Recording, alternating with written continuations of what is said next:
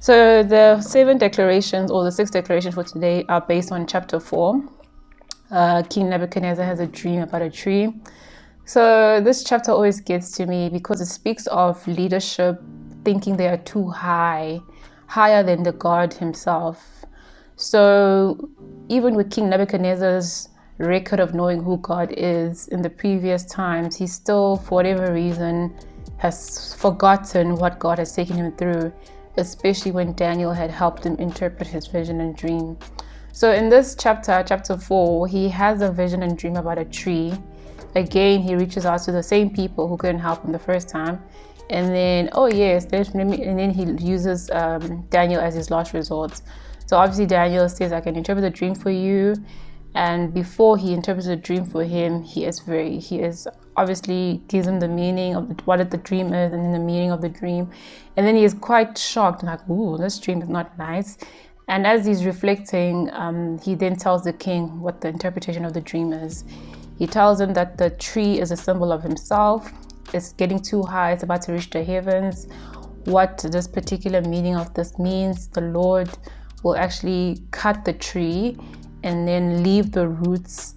And there's just so much symbolic that you just need to have a read through, even investigate for yourself to get an even deeper understanding.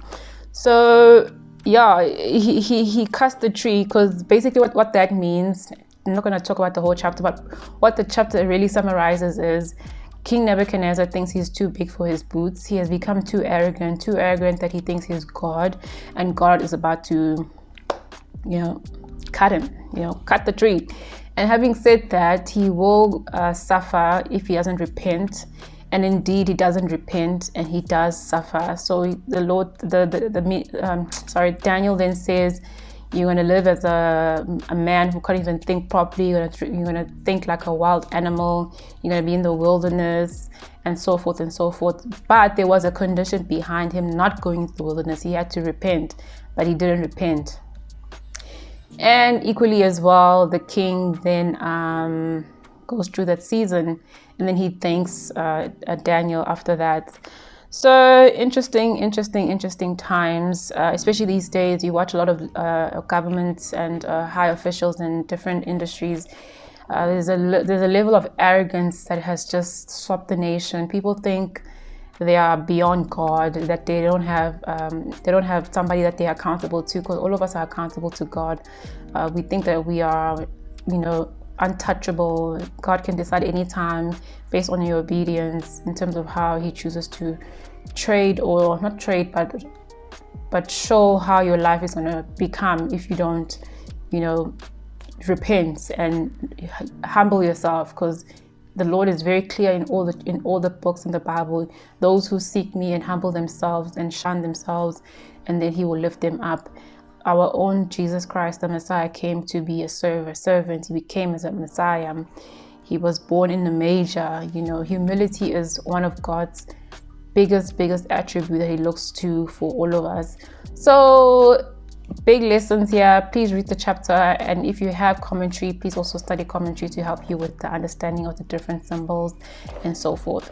So let's decree and declare. I declare peace and prosperity will be known by all the world as it comes from the Most High. I declare that God's signs are great, his wonders are powerful, and heaven will last forever. I declare that no great task is difficult for me to resolve. I declare that the God, the Most High, rules over the world. He gives them to anyone. He gives high positions to anyone he chooses, even to the lowest of people. I declare that I and those around me won't become so high that they what was I saying here? This was based on chapter verse 22:3. I was saying, I declare that those around me and myself won't become so high that they don't see the hand of God in everything.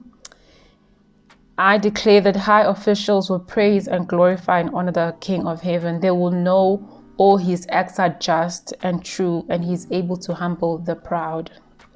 verse 37. So like I mentioned on Monday, all these scriptures are inspired by each chapter. So this is just a reflection of the chapter itself. And I hope you guys have an awesome day.